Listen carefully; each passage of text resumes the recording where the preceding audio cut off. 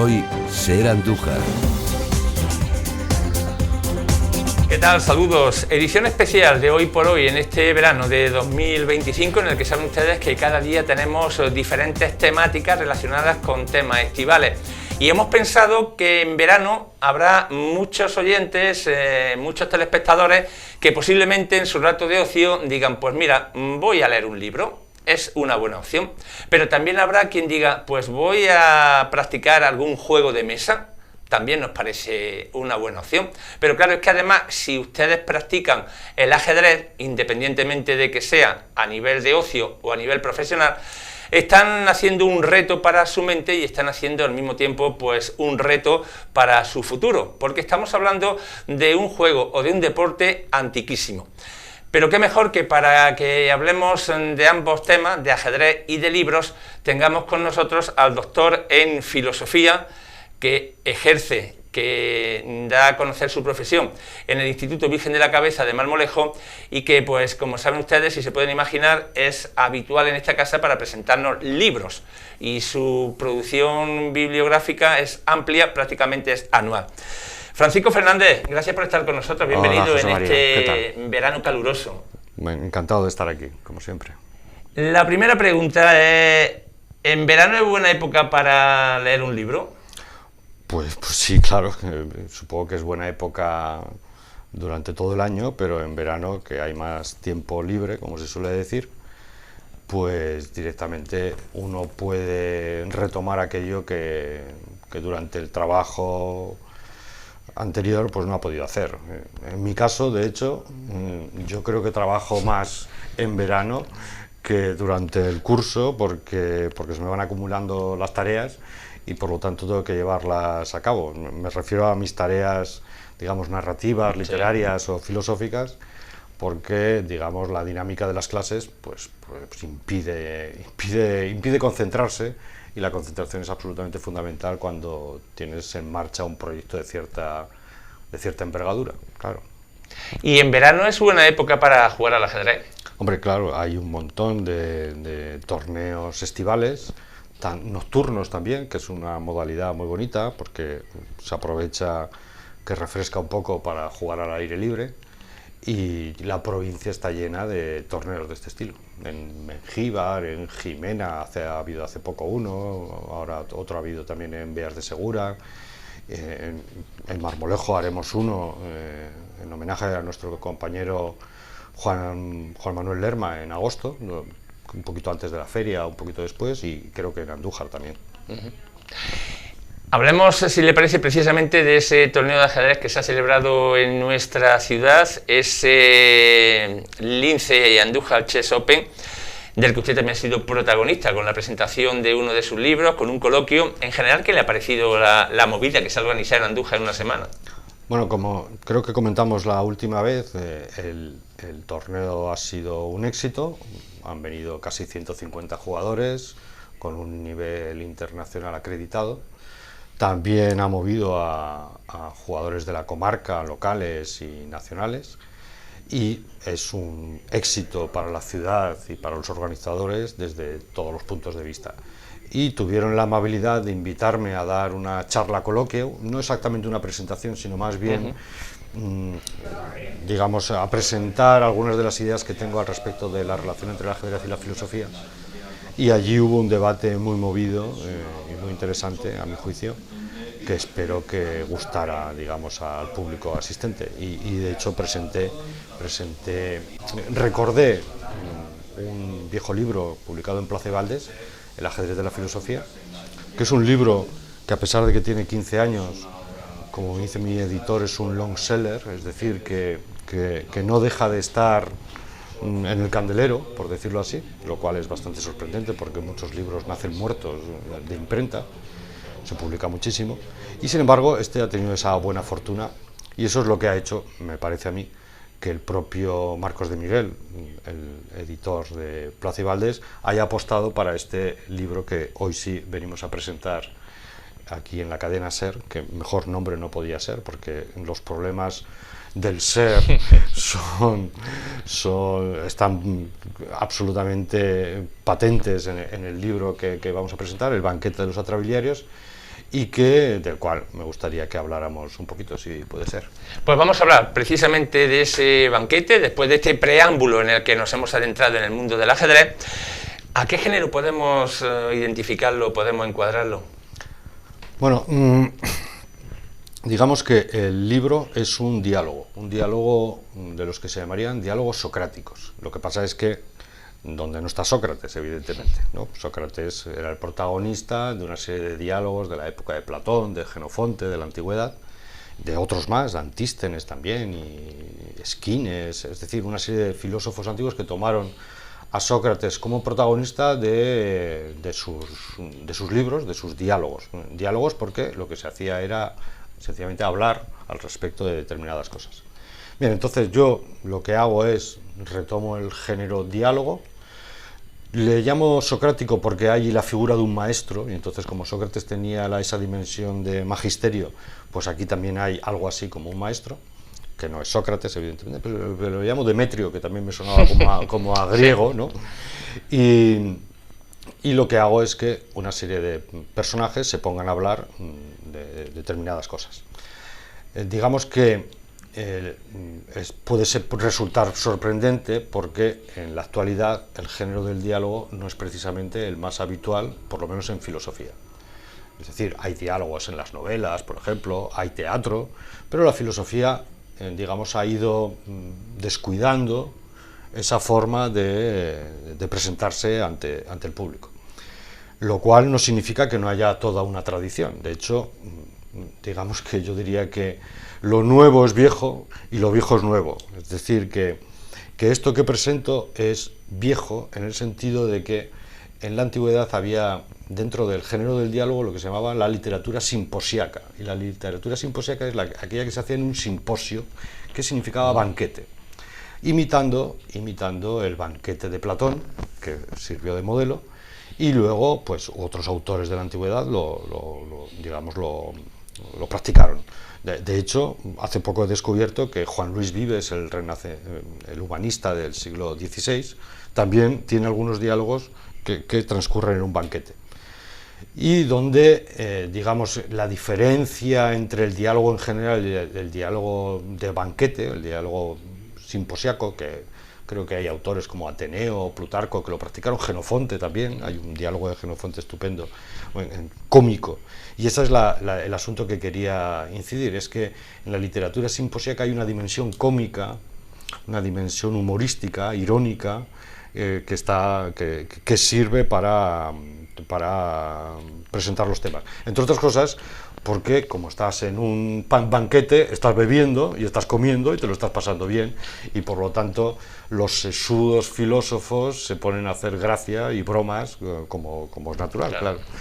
Y entonces me interesaba mucho esta doble dimensión, la dimensión conceptual, la dimensión humorística, el fruto de la carne. De hecho, creo que te comentaba antes que la protagonista, es decir, la anfitriona de ese banquete es Nanna, que era la protagonista de aquella novela que presentamos también aquí en Andújar, donde no hago que se ponga a practicar esas cosas que practicaba en la novela, sino que sencillamente se ponga a cocinar para esos filósofos, esos eruditos, y sirva de contraste también, digamos, el gracejo que tiene ella con las gracias más o menos pedantes y eruditas que tienen ellos. Así que, digamos que me he atrevido, porque claro, esto es un atrevimiento, es decir, yo de hecho alguna vez he dicho también que pensaba que el libro era impublicable porque los riesgos narrativos, conceptuales, el mismo formato que había tomado, que había decidido, con los que había decidido hacer el libro, me parecía que iban absolutamente a contracorriente, a rebú, a contrapelo, como dicen los franceses. Pero digamos que he tenido la buena fortuna de que Plácido Valdés y Vicente Serrano, que prologa el libro, por cierto, es un profesor de la Universidad de Murcia y que ha sido el adalid de que el libro salga adelante, para mi sorpresa, por supuesto, pues lo tengamos aquí y esperando que tenga el favor del público, claro. Por eso también estoy aquí en la cadena SER, en la cadena del SER, por decirlo así, para promocionarlo. Es tu noveno libro, creo. Sí, es mi novena publicación. Yo diría que no mi noveno libro, en el sentido de que no todos los libros que he escrito tienen una unidad. Es decir, algunos son recopilaciones de artículos, por ejemplo este que tenemos aquí, que es el penúltimo, El fantasma de Isis, que está conectado conceptualmente con este otro, por eso lo hemos traído. No es verdaderamente un libro, sino más bien un volumen de recopilación. Este sí tiene una unidad narrativa interna, como por ejemplo ese que hemos mencionado antes, El ajedrez de la filosofía, y otros más, pero no todos, porque digamos no todo lo que está entre dos tapas, ¿no? Pues es exactamente lo mismo, Bueno, tu novena publicación, en la que muchas de esas obras sí van correspondiéndose con las anteriores, ¿no? Sí. ¿Qué relación tiene este que estamos hablando con lo anteriormente publicado? Bueno, pues desde un punto de vista conceptual tendría mucho que ver con el anterior, porque ahí se tratan asuntos como la deixis, que es el fenómeno de señalar que se da en el lenguaje, las partículas deícticas, que son aquellas que nos sirven para decir lo que hay, pero al mismo tiempo sin decir qué son, ¿no? Por eso el chiste que estaba haciendo con la cadena SER. Es decir, se puede decir lo que hay y al mismo tiempo no decir qué es. Por ejemplo, si yo te digo, mira eso, estoy diciendo eso, pero todavía no te he dicho que es una silla, aquello a lo que me refiero. Claro. Entonces, eso nos ocurre muchas veces, ¿eh? Sí, eso pues, ocurre. No, alguna vez cuando digo, saca el este del S, ¿no? Saca el este del S, que es muy típico aquí en Andalucía, y perfectamente correcto, porque la situación en la cual uno se encuentra permite entender a qué se está refiriendo uno. Otra cosa es que lo diga yo sin señalar y sin que venga a cuento, entonces no se entiende absolutamente nada. Pues bueno, esto que parece una tontería, sin embargo, tiene una dimensión filosófica mucho más profunda que viene ya de los tiempos de Aristóteles y demás. Es decir, este es el tipo de cosas que a contracorriente que a mí me interesan y que en El fantasma de la deixis, que es este libro, digamos, se articulan de una manera más concienzuda. Y aquí en el libro se recogen de otra manera. Tiene que ver, además, con el ajedrez de la filosofía, porque dentro del librito hay una partida de ajedrez, entonces digamos que el tema, el ajedrez sirve como plataforma para explicar ciertas cosas, aunque no es un libro donde el ajedrez esté en primer lugar, está dentro, casi como en todos mis libros, porque no puedo dejar de meterlo. Creo que alguna vez hemos dicho como en las películas de Berlanga, en las películas de Berlanga siempre hacía que uno de los personajes dijera la palabra austrohúngaro, viniera a cuento o no viniera a cuento. Bueno, pues en mis libros, digamos que el ajedrez tiene que aparecer por lo civil o lo criminal en algún momento, ya casi es una coquetería. Y tiene que ver, narrativamente hablando, es decir, orgánicamente hablando respecto de la estructura que tiene el libro, con Nanna, que es la novela esta, y tiene que ver también con Licofrón, que es un diario de clase, porque algunos de los personajes que aparecen en el Licofrón, pues aparecen también como personajes en el diálogo en el banquete de los atrabiliarios, que significaría algo así como el banquete de los melancólicos, el banquete de los eruditos o algo por el estilo, que es precisamente el título de un libro de Ateneo de la antigüedad que se llama El banquete de los eruditos. O sea que no soy especialmente original, porque este género estaba ya muy asentado y la posible, digamos, lo intempestivo ha sido que me decida a recoger un género antiguo y meterlo en nuestra contemporaneidad llena de libros de autoayuda y patrañas de este estilo, que sin embargo venden como churros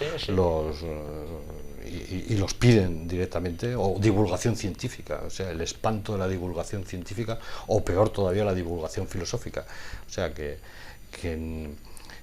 me parece muy bien que cada uno se gane la vida como quiera, por supuesto, pero para mí eso es un va de retro, o sea, son canallas ontológicos, como diría mi maestro Víctor Gómez Pin, al cual hago un homenaje también aquí en el banquete de los atrabiliarios. Es decir, se trata de no ser un canalla escribiendo, cosa que parece que es más difícil de lo que parece. Por cierto, ¿qué tipo de público, qué tipo de lectores son los que recomendaría Francisco Fernández que tuvieran este banquete? Bueno, pues yo creo que ya hay que ser justo y honesto. Aquí yo soy un escritor minoritario, por decirlo así. O sea, ya, bueno, un doctor en filosofía no puede ser muy minoritario, porque vemos que cualquiera escribe un libro sin la más mínima preparación. Sí, pero vamos a ver, vivimos en una sociedad muy estúpida y entonces digamos que todo aquello, vamos a ver, yo caigo en la estupidez como cae cualquiera, pero que intento no caer, este es el asunto. Pero está claro que digamos, hay publicaciones que van con el curso de los tiempos, es decir, con la ideología dominante, y hay publicaciones que van a contracorriente de esos tiempos. Lo cual no significa que no haya por ahí gente a la que le pueda caer simpático este asunto.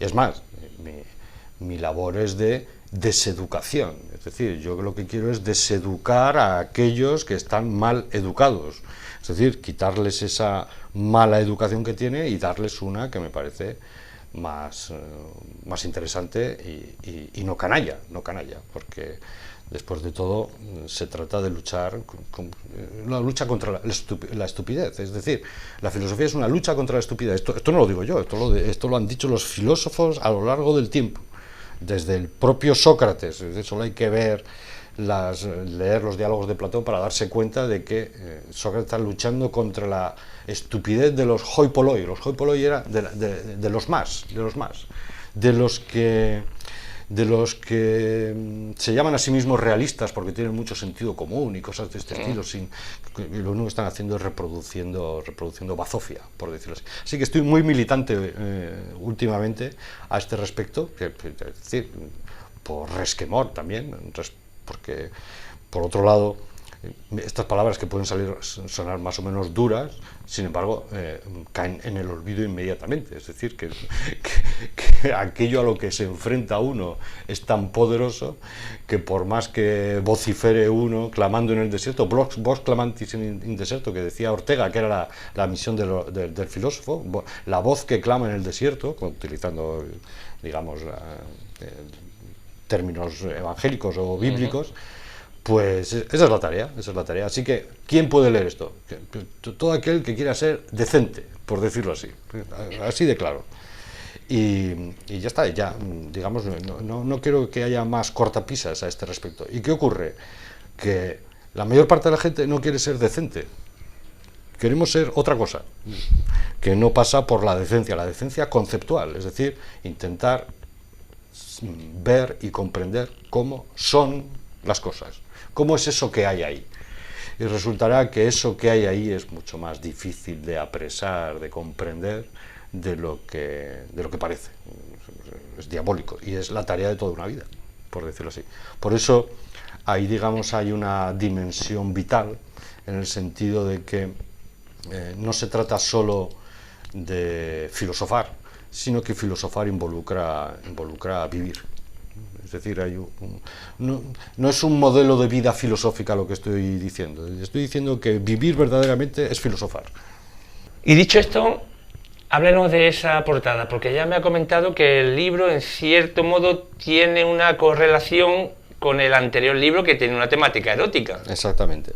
Pues sí, hay un momento de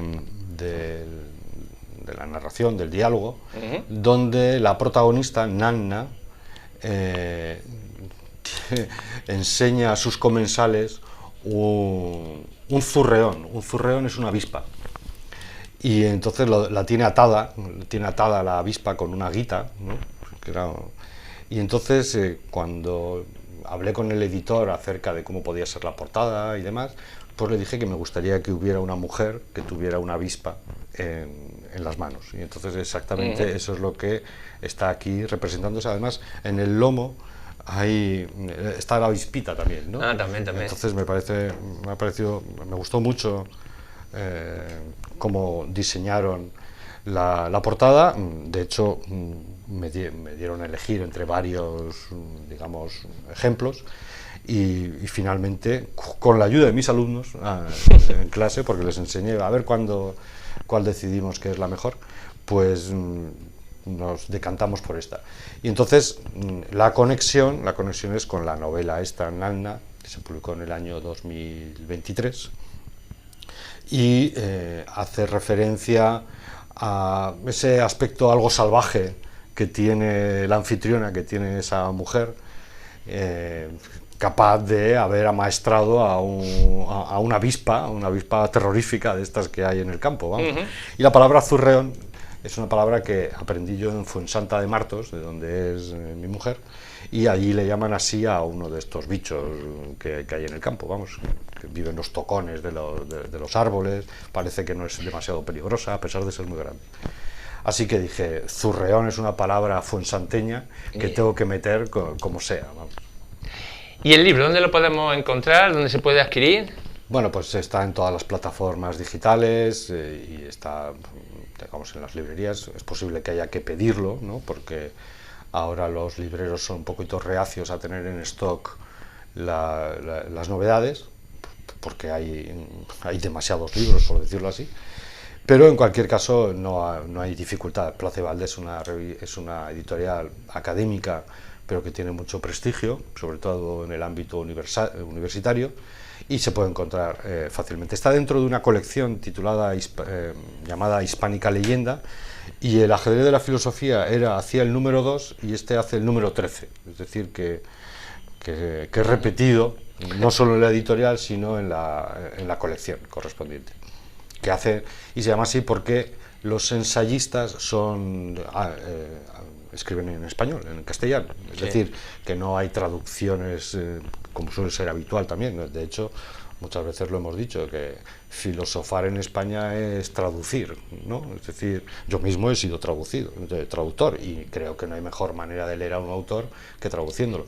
Pero que eso sustituya a cualquier otra modalidad de discurso filosófico, pues eso es lo criticable.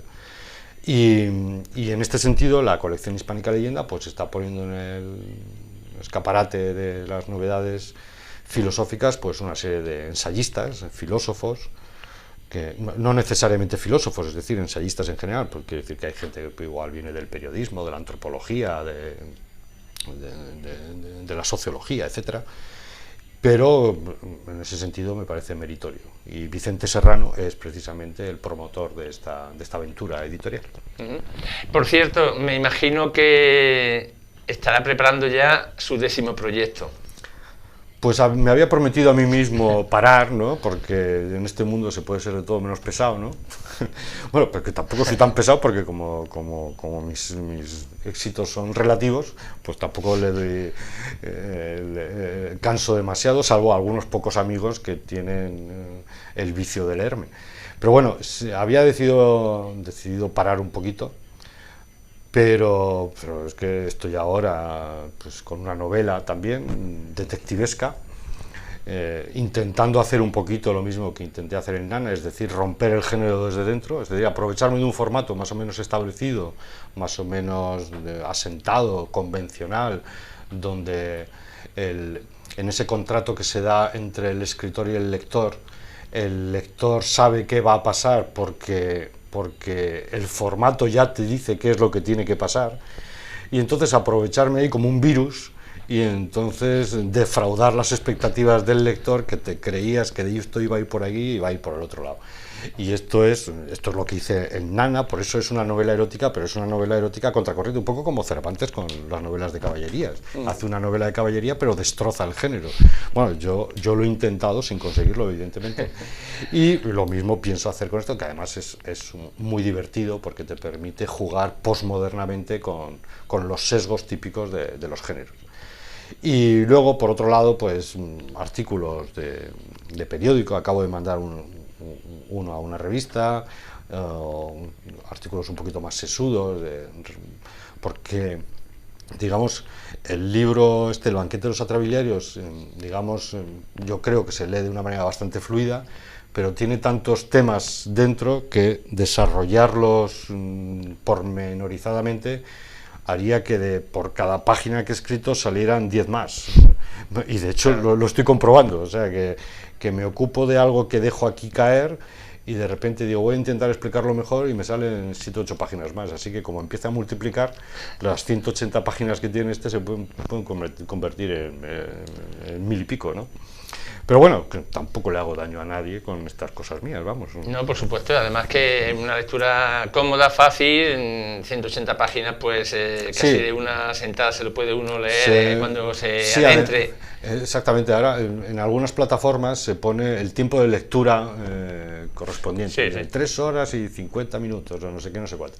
Bueno, cuando lo lea ya me dirán si son 3 horas y 50 minutos o si tienes que ir saltando en algún momento dado porque el texto te expulsa, ¿no? Lo digo porque hablando con un amigo mío, filósofo por cierto, me decía que en algún momento se ha sentido expulsado del libro y luego ha vuelto a ser acogido, ¿no? Es decir, que habrá momentos que, por ejemplo, había uno que a mí me parecía absolutamente normal y fluido, pero era relativo al ajedrez. Es decir, como era alguien que no tenía especiales conocimientos de ajedrez, pues veía ya los figurines y le echaba para atrás. Pero bueno, luego el libro parece que ha tenido la virtud de volver a llamarlo, ¿no? Y entonces asuntos que a mí me podían parecer mucho más difíciles, sin embargo para él no lo eran. Y porque una de las preguntas que le hice fue si había fluidez en el diálogo, porque esto es pura charlatanería de unos y otros, con múltiples voces, que eso ha sido lo más delicioso del trabajo de escritura. Pero bueno, la cuestión es que todo aquel que se embarque en esta tarea, yo diría que saldrá transfigurado, ¿no? Pero que esa es la idea, es decir, esto es una idea de Kafka. Kafka decía que todo aquel libro que no te perturbe, es decir, todo aquel libro que sea para entretenerse, no merece la pena. O mejor dicho, utilizando la distinción de Descartes, todo aquel libro que sea para divertirse no merece la pena, tiene que ser para entretenerse, es decir, para ocupar bien el tiempo, ¿no? Él distinguía entre divertirse y entretenerse.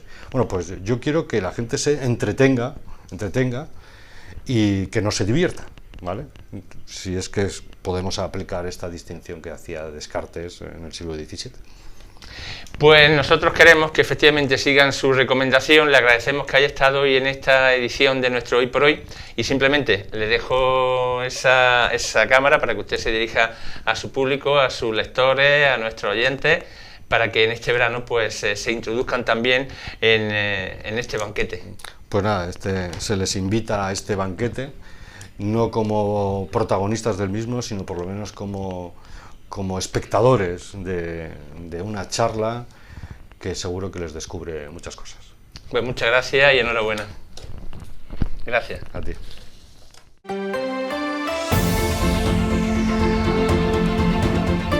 Hoy por hoy, Ser Andújar.